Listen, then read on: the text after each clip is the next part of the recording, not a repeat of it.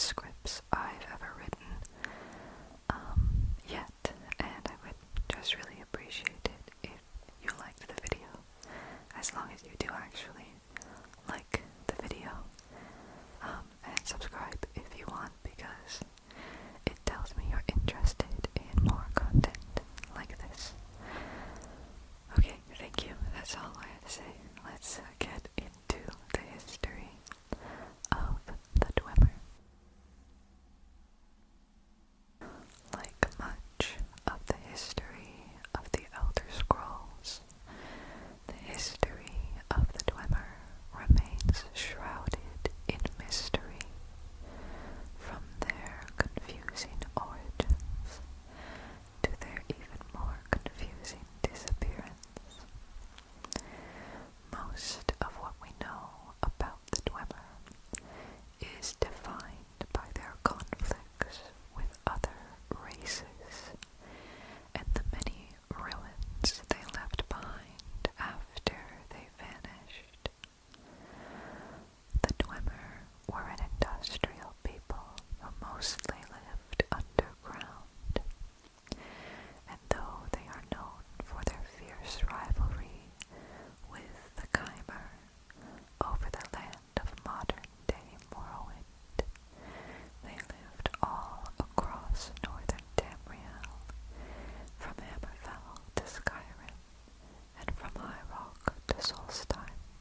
What we know of the Dwemer can only be inferred from their material artifacts and legends from other races that interacted with them throughout history.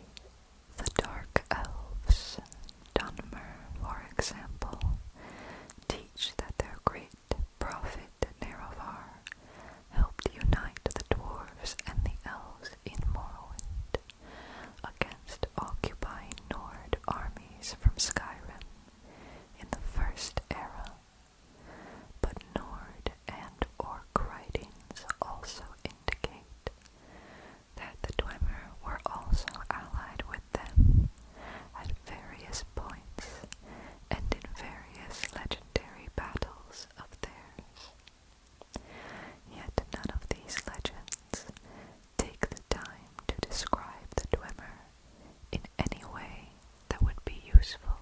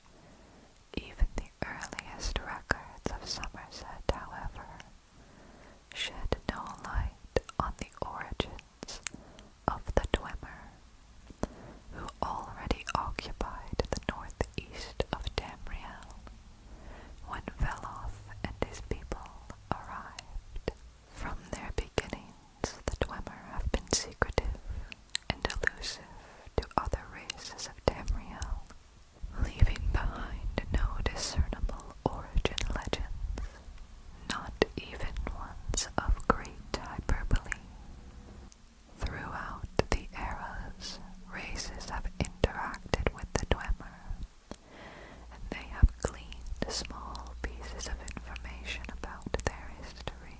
We know that they were a highly technologically advanced race, even by the late Middle Merethic era, and it is widely believed by scholars that they gained the knowledge to build such ingenious tools during the Dawn era, when they are believed to have studied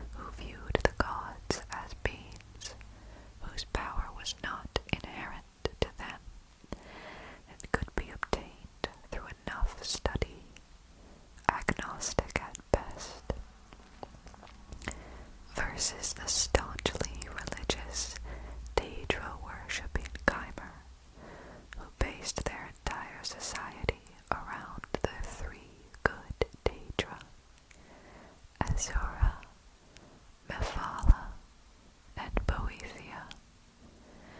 Needless to say, the two came to blows very quickly, and many, many battles were fought between the two over disputes of land, religion, and any other excuse they could find.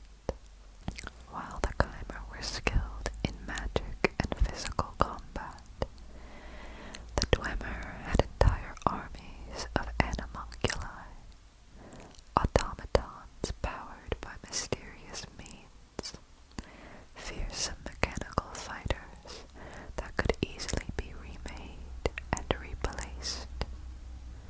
These Animunculi are still working to defend Dwemer ruins far into the Fourth Era, thousands of years after their creators vanished. Animunculi, Animunculi. We move to the First Era. During the First Era is when the Dwemer and Chimer are forced to halt their seemingly unending disagreement, because the neighboring and newly formed First Empire of the Nords, led by High King Vrash, had decided to conquer Dwemerith. Resdain, Dwemerith, present-day Morrowind, was contested ground between two very different types of Mer.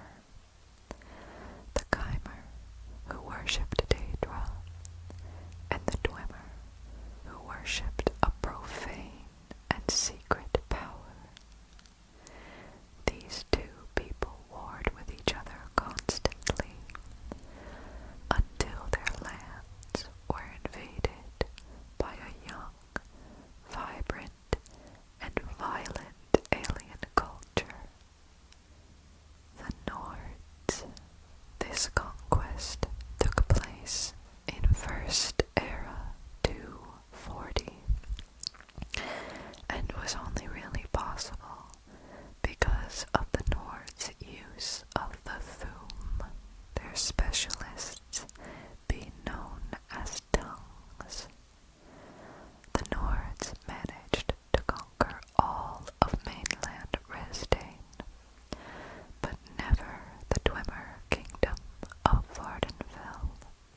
The doughty dwarves, secure in their underground fastnesses, and united into one polity, were a far more formidable foe than the divided and feuding Dark Elven clans, and remained independent when the rest of Morrowind fell to the Nords. This subjugation of the Chimer and siege of the Dwemer is what led these two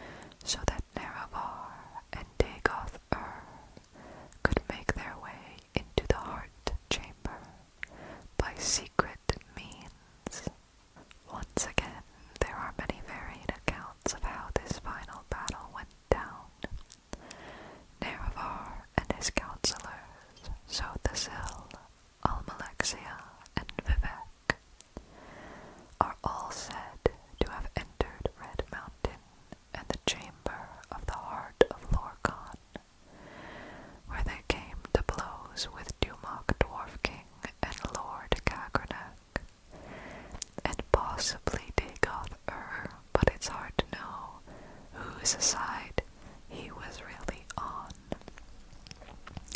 What is mostly agreed upon in all sources is that Indoril and Dwemer fought to the point where they were both fatally wounded, and when Cagranac deemed that the Dwemer were not going to win this battle, he used his fated tools on the heart. When Cagranac used these tools on the heart in the Battle of Red Mountain, no one knows what happened. But the Dwemer race disappeared entirely from the mortal world. Every single Dwemer present in the realm of Mundus and on the face of Tamriel vanished from existence. How this happened is still heavily debated by scholars of Dwemer all across the continent, but it remains unclear. Some claim that they disappeared because the gods, Aedra or Daedra, were offended by their transgressions, and this was their punishment. Others say that they were transported to another realm of existence, but we will probably never know the truth. What could tell us something about their vanishing is the book Divine Metaphysics, but it is written in the mostly indecipherable language Dwemeris, though there are some who have been able to decipher parts of the language, but the theory of the Dwemer is still much too advanced for any modern race to comprehend. The book itself was written by Cagranac. This is an explanation of how the Dwemer tried to make a new god, Animunculi, using Cagranac's tools and the sacred tones on Lorcan's heart. It has several interesting theories about how to bend the Elnafey, or earth bones, but I am not entirely sure I understand it myself. Perhaps after another century of study, I could have a better answer for you. Even thousands of years after his death, Cagranac's work on the heart of Lorcan is too evolved for other races to understand. If he truly wished to create immortality for his race, we'll never know where he went wrong. When presenting this book to the last surviving Dwemer, we'll talk about him, I promise, he says, this book is just an explanation of some of Cagranac's theories. I could spend hours explaining them to you, but Cagranac is dead, and I believe his theories must die with him.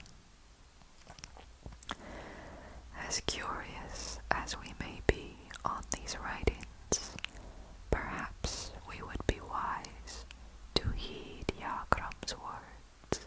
With the sudden disappearance of the Dwemer, the Chimer undeniably won the Battle of Red Mountain. And the fate of the Chimer is a fascinating one, but not the subject of this video. And on the field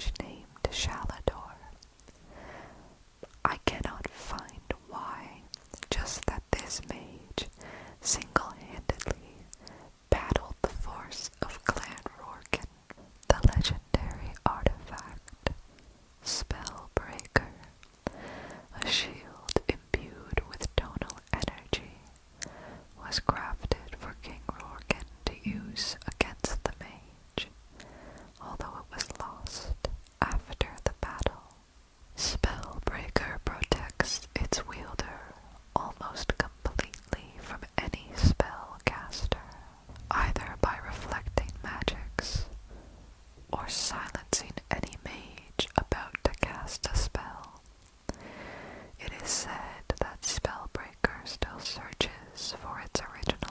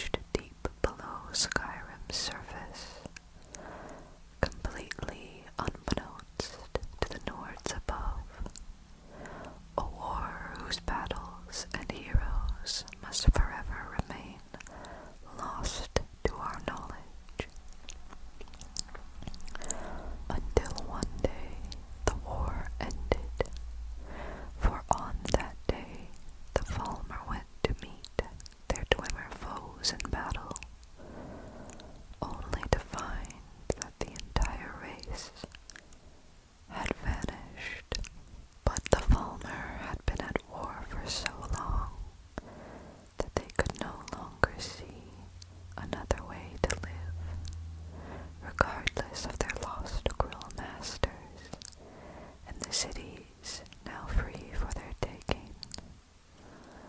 The Falmer began to come to the surface, to raid villages and kill lone travelers, and the legends of barbaric, goblin-like creatures began to spread.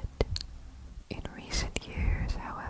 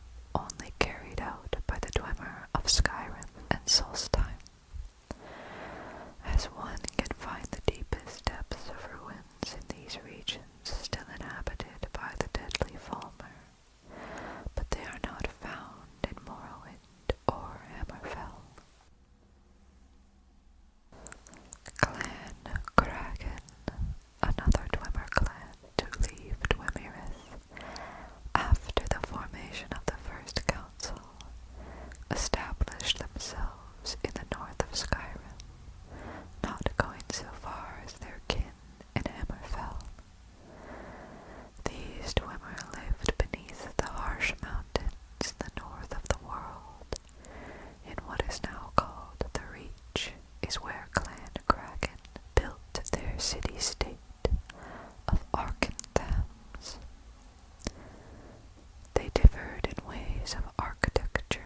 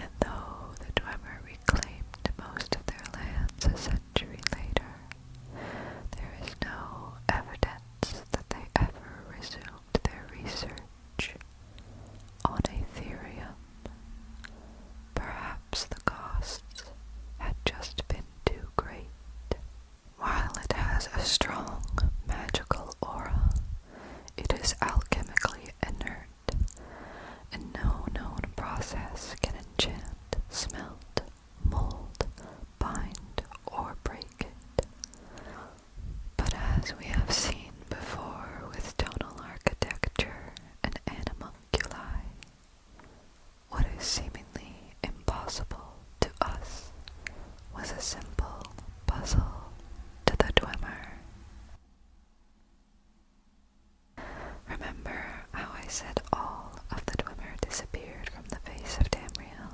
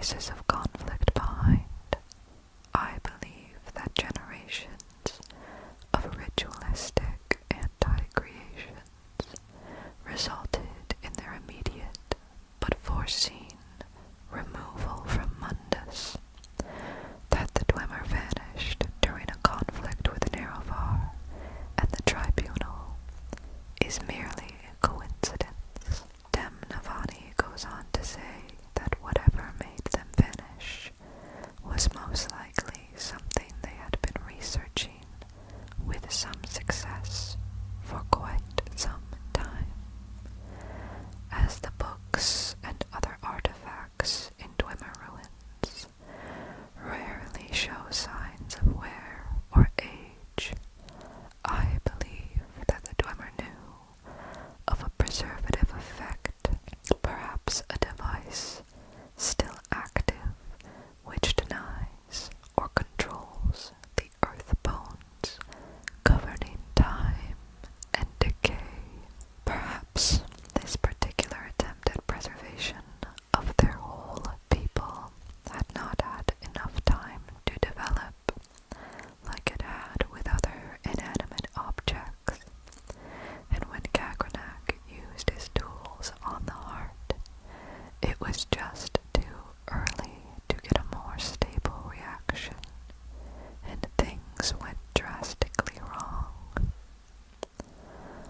Personally, I think it is best to consult the last living Dwemer about his opinions on his people's disappearance. Lord Kagranak, the foremost arcane philosopher and mage crafter of my era, devised tools to shape my thopoic forces, intending to transcend the limits of Dwemer mortality.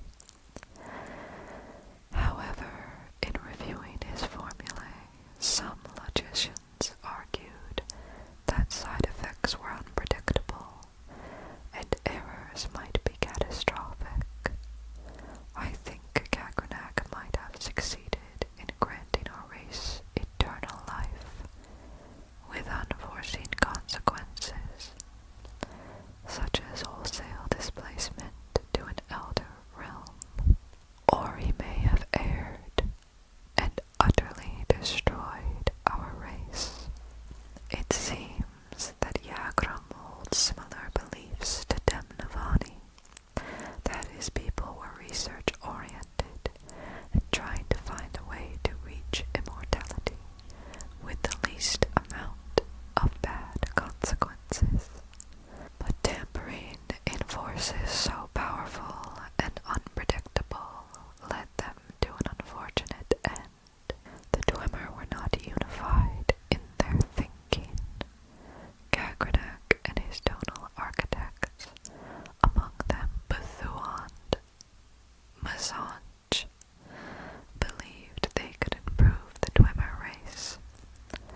Others argued that the attempt would be too great a risk. The war with Nerovar and the Dunmer may have led Kagranak to carry out his experiments prematurely.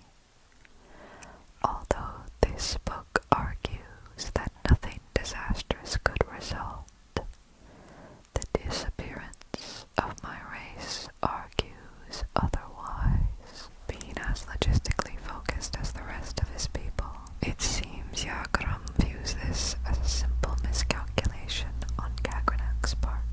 If he'd just had more time, he would have cracked the proverbial code of divinity. Please tell me any theories you may have about the disappearance of the Dwemer in the comments below. Do you believe it was a simple miscalculation due to not enough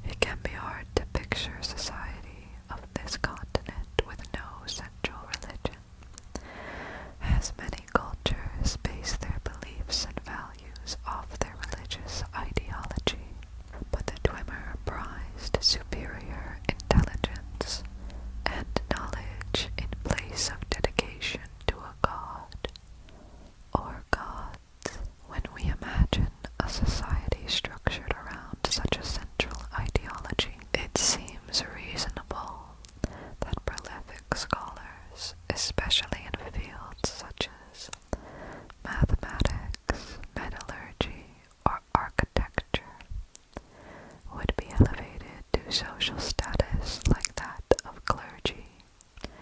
In a more mystically inclined culture, this proposition from Thelway Gillane, scholar of the Dwemer, is probably reasonably sound, just by looking at the titles given to the named Dwemer we know of: Chief Tonal Architect, Mage Crafter, Arcane Philosopher, and so on.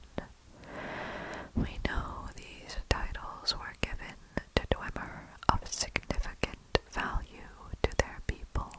These titles would give any Dwemer who had them positions of power in their society. They were probably on similar levels as priest, sage, or any number of clerical titles from a more religious society.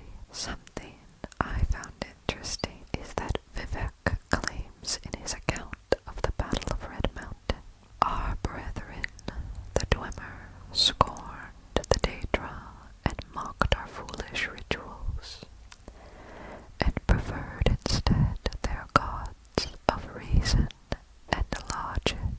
While Vivek capitalizes reason and logic as if they are beings of their own that the Dwemer truly worshipped as gods, it could be that this is just how he interpreted their beliefs through his chimeric view of the world.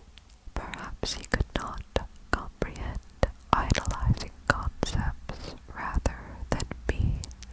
Within the ruins of Arkenthamsfung, the ancient stronghold of Clan Kraken, which was taken by the dragon Thorvokun, but has long since been abandoned by the Fourth Era, lies an ancient Dwemer temple. There is an altar with a statue holding a great weapon, but it is impossible to discern what, if anything, the Dwemer were venerating in this temple. There is little else to say on the subject of Dwemer religion or philosophy, as there is unfortunately too little information to learn from, and Yakram Bagar did not seem to be interested in talking about it in depth. The Dwemer were a non-religious people who were diligently dedicated to their studies of magic, science, architecture, and the ascension to divinity. And if they held any other beliefs, we will regrettably never know what they were. The language of the Dwemer, Dwemeris, is likely derived from the root language of most Mer languages, Aldmiris. The Dwemer language is unknown, perhaps unknowable. Some Dwemer books, especially records dating from after the founding of Restain, were written in Aldmiris, making them accessible to modern scholars. However, even in Aldmiris, many Dwemer terms remain uncertain. It seems that even if we could translate Dwemeris into modern Tamrielic or English, we might not even be able to understand what it is they were writing about, as their theories and concepts might have simply been too advanced for modern readers to comprehend. Yet the language remains mostly indecipherable to modern scholars, with only few examples of the language remaining in modern time, like the names of cities or whole nations. Hammerfell's original name was Volenfell, named for the Dwemer city of the Hammer, whose ruins lay nearly submerged by the sands of the Alakir.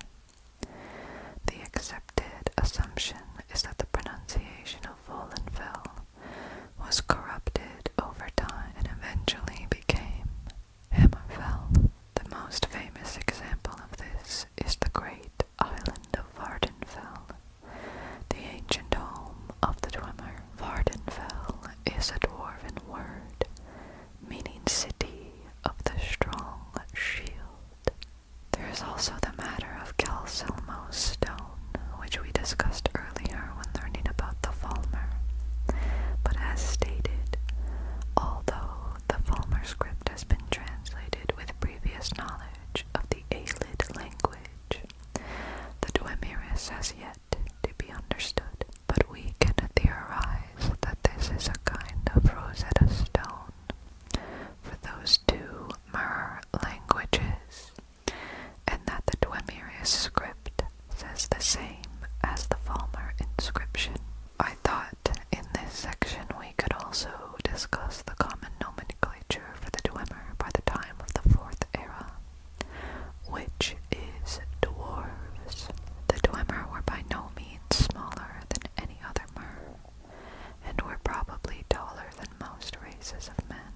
There is nothing to suggest that the Dwemer were any less towering over humans than the early Aldmeri were. Indeed, extant dwarven gold mail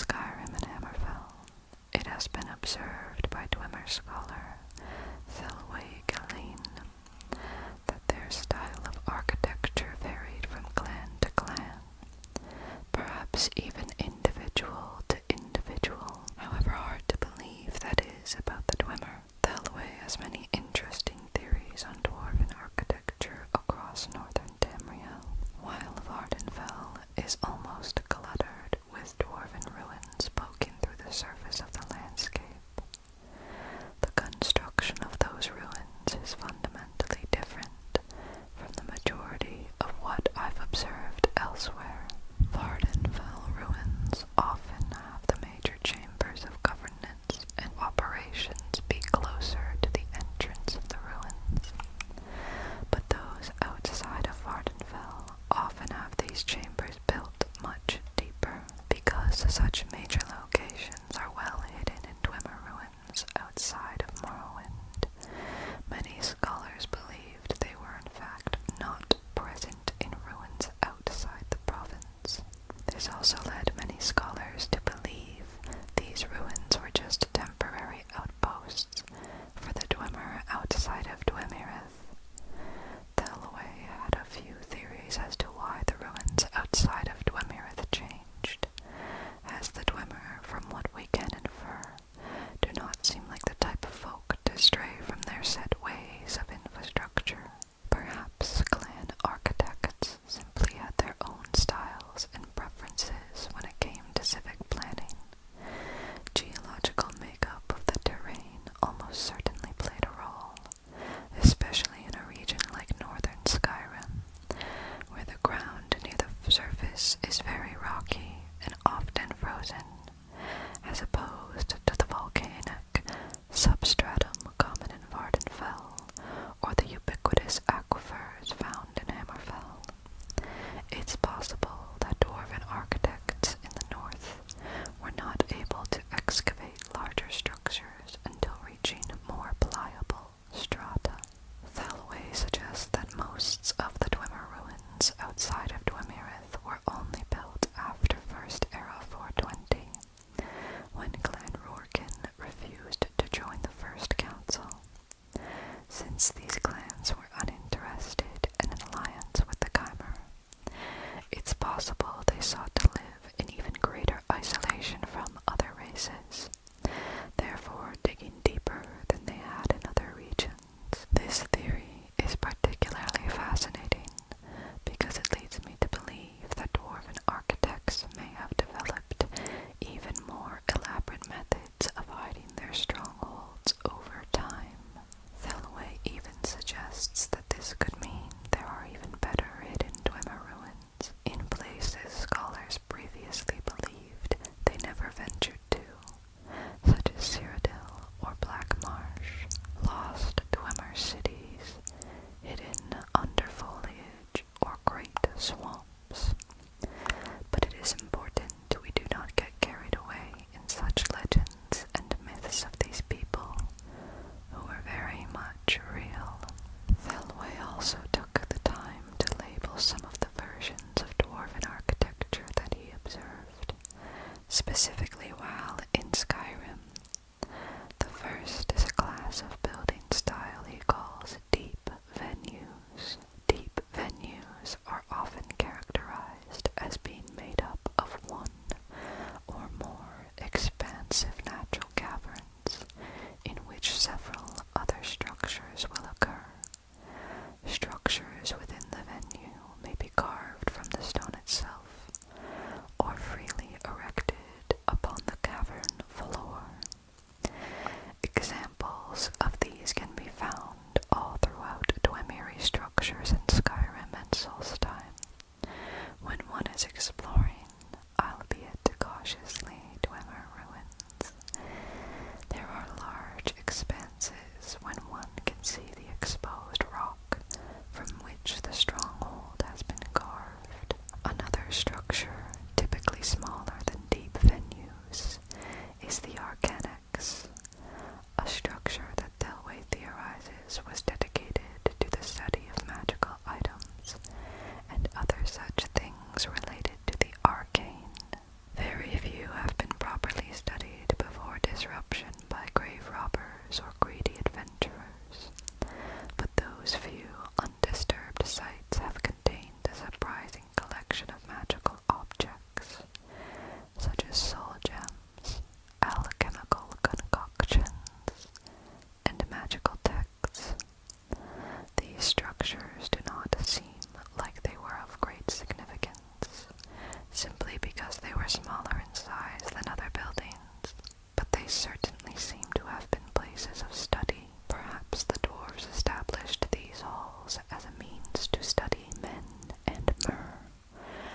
surely seemed as alien to them as the Dwemer seem to us today.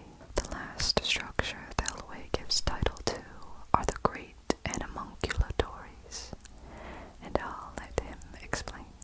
These were the factories where the centurions and various other constructs were built. I have hoped to study these chambers for clues as to the means by which those mysterious automata are given life, but those same guardians make them especially difficult and dangerous areas to explore.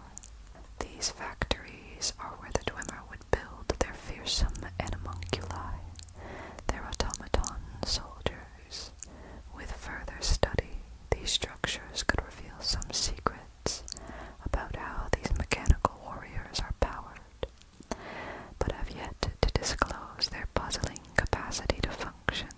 Some Dwemer structures on Vardenfell were built above ground, and this is purely my opinion, were probably some of the oldest Dwemer structures we know of, most likely built before the Dwemer had an advanced understanding of excavation for underground city building. But by the time of the formation of the First Council, those Dwemer who went to Vardenfell would have been experts, bringing their knowledge with them to Skyrim and Hammerfell. Thelway observed a noticeable difference. Dwemer archaeological sites west of Vardenfell seem to be built at much greater depths than their counterparts near the Red Mountain. I believe there was a specific threshold to which dwarven excavators would dig before the construction of vital structures would begin. Perhaps the Dwemer knew of some reason it was safer or wiser to build at such depths that modern races are unfamiliar with. Few races of the Fourth Era build their homes underground after all, and would have no use for this knowledge. I have referred to this threshold as the geocline, but I have found that to often be redundant with the deep venue of a colony.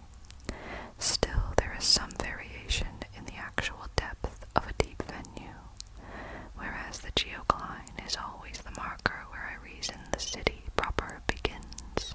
Again, perhaps there was some common knowledge among the Dwemer that it was smarter to build the city proper below a certain depth. While the architectural style above the geocline is grand and elegant, it seems to have served little in the way of civic purpose. Above the geocline, surplus stores of food, warehouse chambers that may have been used in trading with nearby surface settlements, and barracks for topside patrols are common. These uppermost tunnels seem to wind around in an almost random order, which seems odd for the Dwemer unless we take into account that these tunnels would be the first they would have to build of any underground fortress or structure. I hypothesize that this may be due to the unpredictable nature of an excavation, even to a race as clever as the Dwemer. Surely unexpected deposits of stone or geological events could make the effort difficult, and I think that these haphazard tunnels are often the result of the search for a suitable substratum to build within. Even the Dwemer, superior excavators that they were, would still have to deal with the often unpredictable problems that come with all who delve under the surface of the earth. Another thing of notable interest that Thelway observed while studying the Dwemer cities of Skyrim is a common citation throughout the farthest depths of these ruins. A small number of ruins that reference to a geological anomaly or place known as Fall Zardumdin. This is intriguing because the term not only appears in a few tablet fragments, but also very specifically in ornate metal frames in the deepest reaches of Ulftan, Urkenthand, and Mazinjaleft strongholds of Skyrim. I have yet to decipher the meaning of these elaborate carvings, but consider it highly strange that they occur in the deepest part of each of these ruins. Luckily, Thelway was able to translate this strange inscription to some extent. The most reasonable translation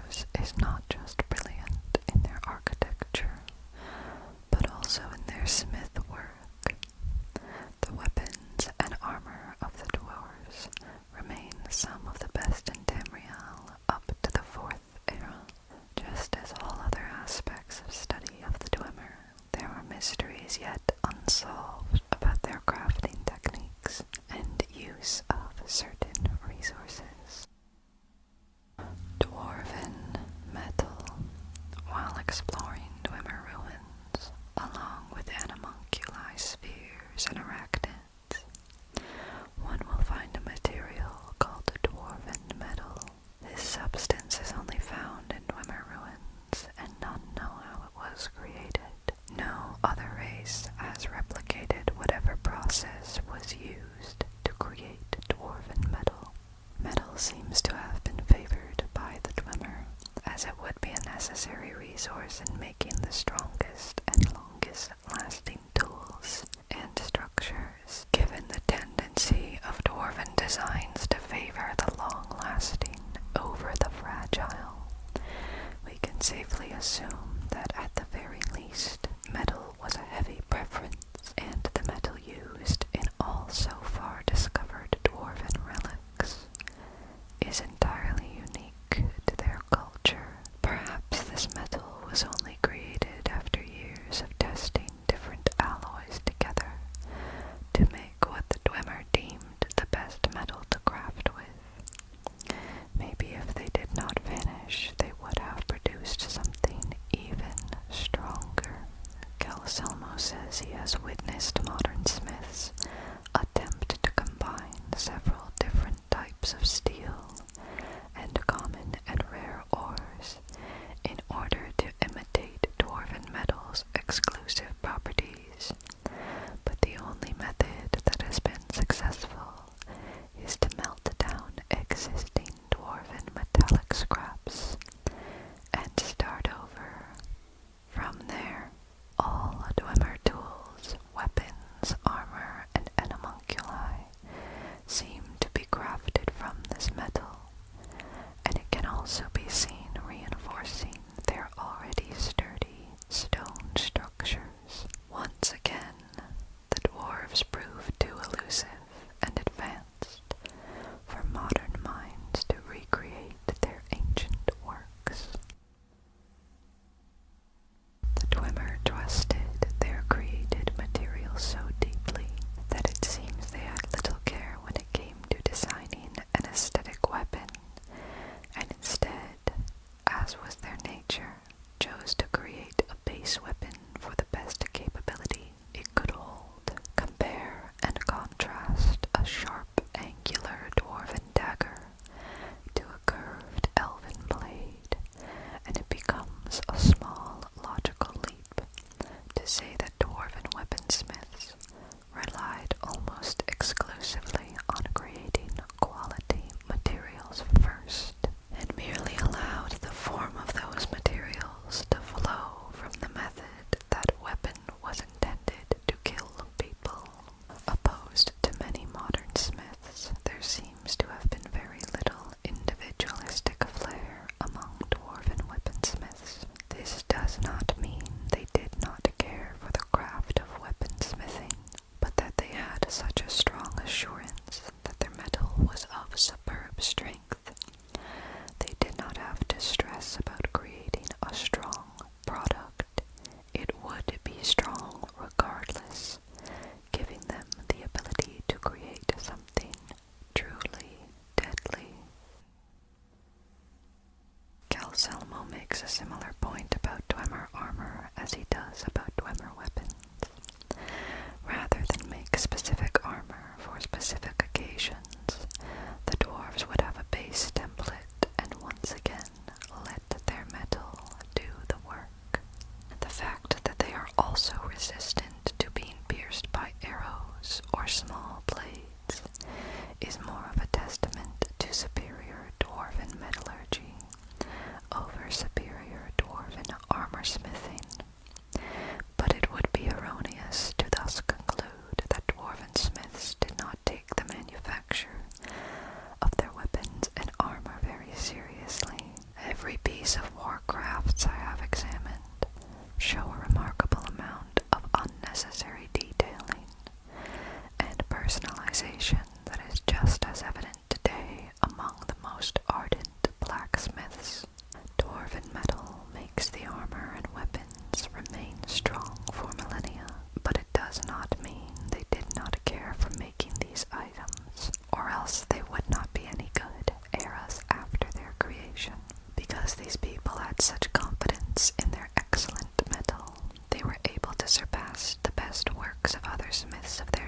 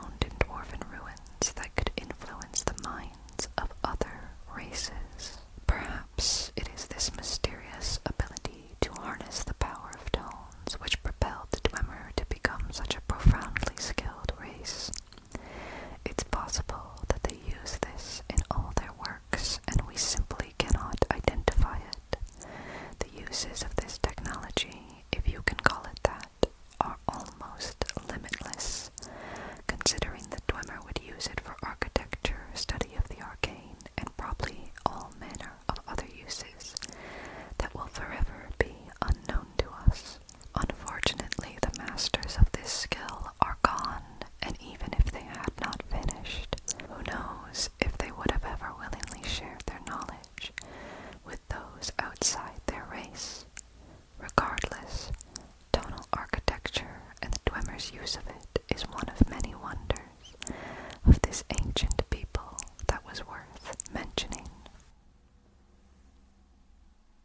Animunculi. Animunculi, animunculi. Lastly, this video would be incomplete if I did not talk about the iconic Animunculi, the mechanical warriors built by the Dwemer that remain loyal to their vanished masters millennia after their disappearance. We are so far uncertain as to how the Dwemer were able to bring to life these remarkably intelligent machines. Just how these automaton work is unknown, but their existence is another piece of evidence toward the ever-growing understanding of modern scholars that the Dwemer were a race not to be meddled with. What is fascinating about the Animunculi in the Fourth Era is that they continue to work so long after the Battle of Red Mountain. One would assume that with no masters to tend them or command them, they would either break after so long or simply not activate, but the Dwemer must have accounted for this to some extent, as almost all the Animunculi one can encounter inside a Dwemer ruin seem to have a base command of defend against intruders. Icantar is the nephew of Calcelmo, and works with him in the city of Markarth and Skyrim. He has a few short journal entries on an arachnid Animunculi that he has been studying that I thought would be worth mentioning. Uncle said the spider needed a control crystal with the right electroharmonic signature. To me, this insinuates that the Animunculi, at least on some level, must be controlled by tones or sound, much like other Dwemer technology. In his journal, he writes about the arachnid Animunculi and how he managed to gain some kind of control over the automaton. During this morning's experiment, one of the newer guards was startled and drew his sword, and he was dead before anyone could react. Did it actually detect hostile intent? Clearly it has been built with the intention of defending itself and whatever the owner of the crystal deems worthy. The question is, does the power come from the crystal, or from a tone undetectable to us that the crystal emits? Just how this is possible remains unknown. Further testing confirms that the spider seems to detect intent of its controller in some way. Last week, it tried to defend me from a threat. This week, I snapped at a guard who interrupted my latest test, and it lashed out at him. If the spider can indeed detect the will of the staff's wielder, how can it do this? It is another example of the Dwemer's superior knowledge of technology and the arcane, and another example that we have yet to uncover the mysteries of. Interestingly enough, the Animunculi seem to have some connection to the ruins that they guard. Here is some of a report from an imperial mage, Snilius Catiusas, who is a scholar of the Dwemer. I also heard a strange story about the centurion spider that we captured and sent back to Cyrodiil. The ship captain said that the spider nearly broke through its cage several times while near Vardenfell. But once he left the Sea of Ghosts, the centurion suddenly stopped working. He ordered the ship turned about, and as they approached Vardenfell again, the centurion began moving just as suddenly. This suggests that even if the Animunculi are powered by tonal architecture in some way, it does not affect them if they are taken far enough away from the source of the tone. Or perhaps the Animunculi of Vardenfell are different in